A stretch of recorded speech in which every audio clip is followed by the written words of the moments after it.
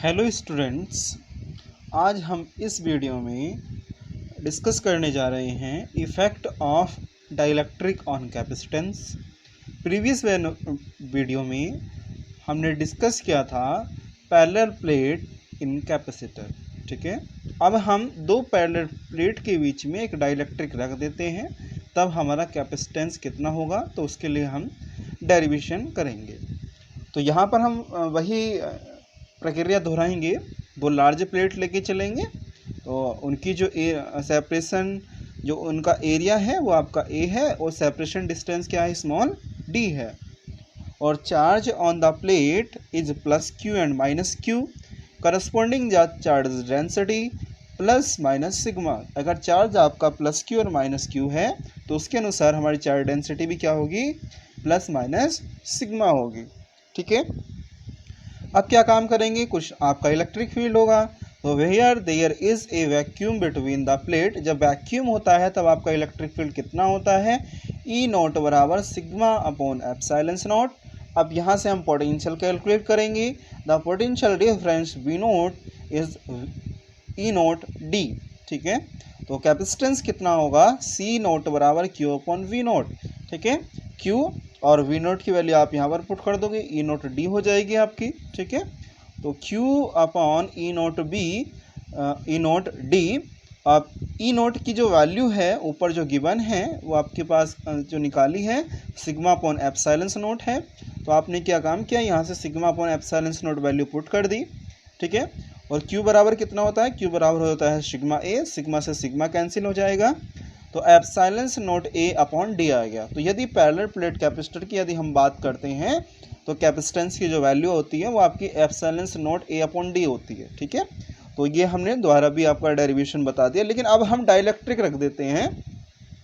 तो डाइलेक्ट्रिक जब हम इलेक्ट्रिक फील्ड में रखते हैं तो क्या होता है, डाइलेक्ट्रिक हमने प्लेस कर दिया इलेक्ट्रिक फील्ड में, तो इलेक्ट्रिक फील्ड क्या हो जाएगा, डाइलेक्ट्रिक रखने पे वीक हो जाएगा। ठीक है, रिड्यूस, जीरो नहीं होगा, तो इसका मतलब कुछ ना कुछ उसकी चार्ज डेंसिटी जरूर आएगी। ठीक है, तो हम यही देखते हैं, the effect is equivalent to the charge sheet with the surface the charge density sigma P minus sigma P. जब हम डाइलेक्ट्रिक रख देते हैं तो कुछ ना कुछ आपका चार्ज डेंसिटी आ गई। ठीक है, क्योंकि हो सकता है आपके पोलर मॉलिक्यूल हो, इस तरीके से होता। Electric field in the dielectric then correspond in this case the net charge density on the plate is plus minus sigma P. तो पहले तो आपके सिग्मा थी, अब सिग्मा माइनस सिग्मा पी हो गया। ठीक है, तो प्लस माइनस सिग्मा पी ही होगी। अब यहाँ से इलेक्ट्रिक फील्ड आप निकालोगे दोनों प्लेट के लिए, तो दोनों प्लेट के लिए जो आपका इलेक्ट्रिक फील्ड होगा ई बराबर सिग्मा अपॉन एप्सिलॉन नोट होता है, तो यहाँ पर क्या हो जाएगा, sigma minus sigma P upon epsilon naught होगा। अब पोटेंशियल डिफरेंस क्या होता है, across the plate is V बराबर ई डी। तो ई की वैल्यू यहाँ पर आप पुट कर दोगे, sigma minus sigma P upon epsilon note D. ठीक है, तो इक्वेशन नंबर ये आपकी थर्ड हो गई। ये आपकी इक्वेशन नंबर 2 थी और इक्वेशन नंबर 1 आ रही है सी नोट बराबर epsilon naught A upon D आ रही है आपकी। ठीक है, अब आगे क्या करेंगे, for linear dielectric we expect sigma P to be proportional to E naught, that is to sigma, मतलब सिग्मा माइनस सिग्मा पी को हम किसके इक्वल लेके चल रहे हैं, सिग्मा के इक्वल लेके चल रहे हैं। तो इक्वल जब लेके चलोगे तो आप इसको एक हटाने के लिए एक प्रोपोर्शनल साइन का निशान लगाओगे, जिसे प्रोपोर्शनल बोलते हैं। तो 10 sigma minus P is proportional to sigma, तो प्रोपोर्शनल हटाने के लिए सिंबल हटाने के लिए तो मैंने 1 अपॉन के लिख दिया यहाँ पर। ठीक है, तो सिग्मा माइनस सिग्मा पी जो इक्वल है सिग्मा अपॉन के इक्वल है। तो ये क्वेश्चन नंबर आपकी 4 हो गई। ठीक है, तो वेयर के is a constant characteristics of the dielectric. ठीक है, जो के है वो आपका कैरेक्टरिस्टिक डाइलेक्ट्रिक को बता रहा है, और जो के की वैल्यू है वो ऑलवेज ग्रेटर देन 1 होगी। ये भी आपको ध्यान रखना है कि के की value is the always greater than 1। तो वी है, तो आपका वी कितना होगा, तो sigma minus sigma P epsilon note की जगह आप वैल्यू पुट कर दोगे सिग्मा अपॉन के, ये आपने वैल्यू यहाँ पर पुट कर दी, तो सिग्मा अपॉन के और डी अपॉन एप्सिलॉन नोट, ये आपका एज इट इज आ गया। और सिग्मा बराबर आप जानते हो क्या होता है, क्यू अपॉन ए, यहाँ पर मैंने क्यू अपॉन ए लिख दिया।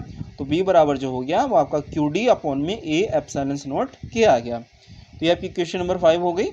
ठीक है, तो अब आगे देखते हो आगे क्या होगा। अब यहाँ से हम कैपेसिटेंस निकाल लेंगे। जब ई निकाल लिया मतलब जब पहले तो आपने सिग्मा की वैल्यू कैलकुलेट करी तो आपने निकाल ली यहाँ से, वी आपने निकाल लिया, तो अब यहाँ से हम कैपेसिटेंस निकाल सकते हैं।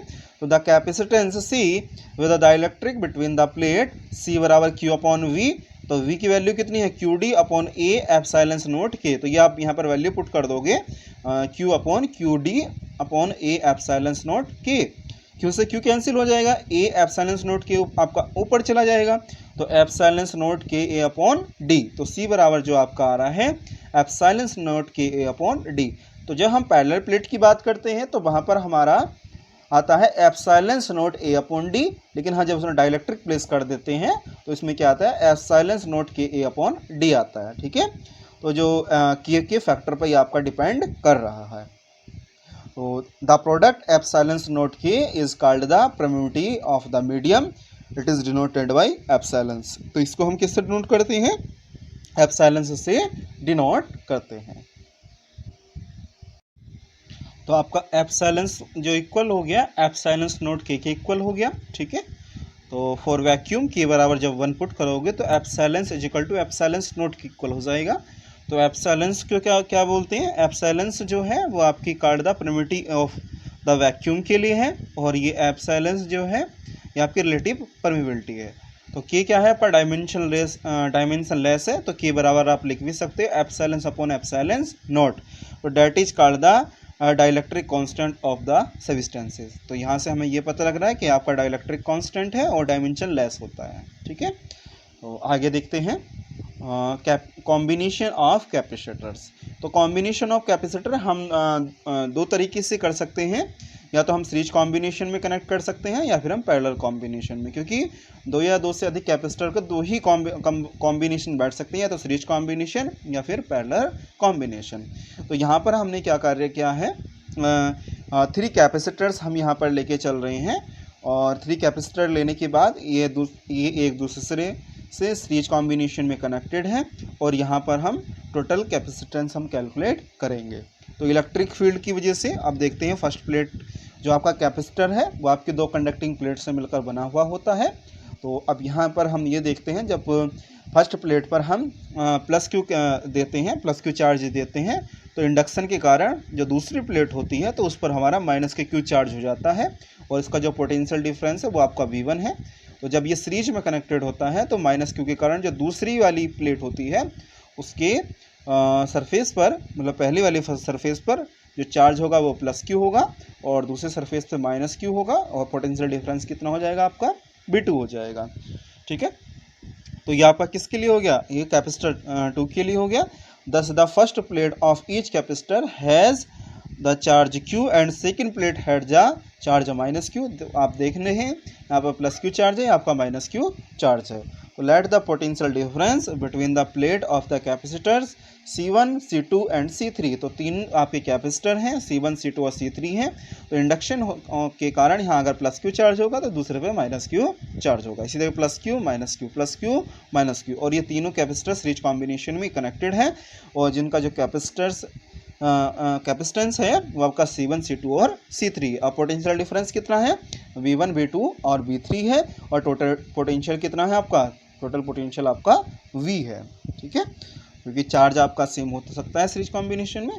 ठीक है, तो यहाँ पर हम देखते हैं V1 बराबर Q अपॉन C1, क्योंकि आपका फॉर्मूला मैंने बता रखा V बराबर Q अपॉन C होता है। तो V1 बराबर Q अपॉन C1 हो जाएगा, और V2 बराबर Q अपॉन C2 हो जाएगा, और V3 बराबर Q अपॉन C3 हो जाएगा। ठीक है, तो अब क्या निकालोगे, टोटल पोटेंशियल डिफरेंस कैलकुलेट करोगे किसके बीच में, पॉइंट A और B के बीच में।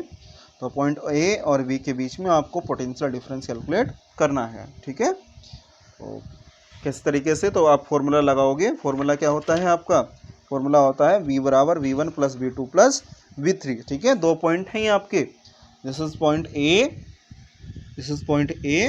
और दिस इज पॉइंट B। तो इसके बीच में आपको क्या निकालना है, टोटल पोटेंशियल कैलकुलेट करना है। ठीक है, point A and point B के बीच में। तो आपका पोटेंशियल कितना होगा, V बराबर V1 plus V2 plus V3।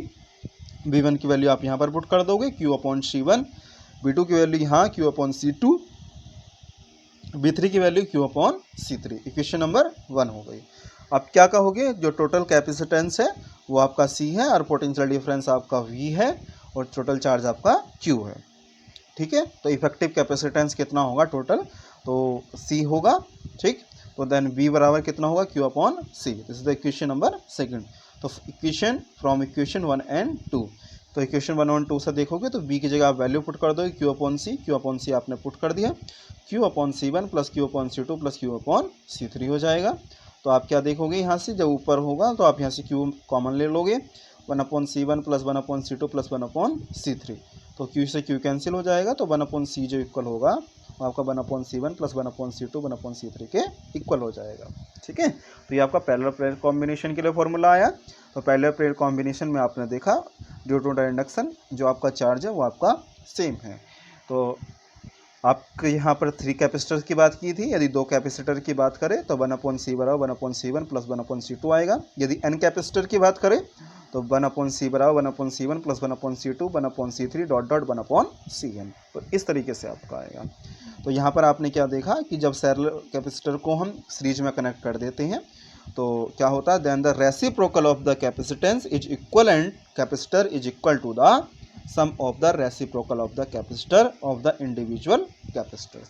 तो यहाँ पर आपने ये देखा, यदि हम सीरीज कॉम्बिनेशन में कनेक्ट कर देते हैं तो reciprocal of the capacitor, reciprocal का मतलब 1 अपॉन ऑफ द कैपेसिटर जो आपका इक्वल होगा sum of the reciprocal of capacitor of individual capacitor के इक्वल होगा।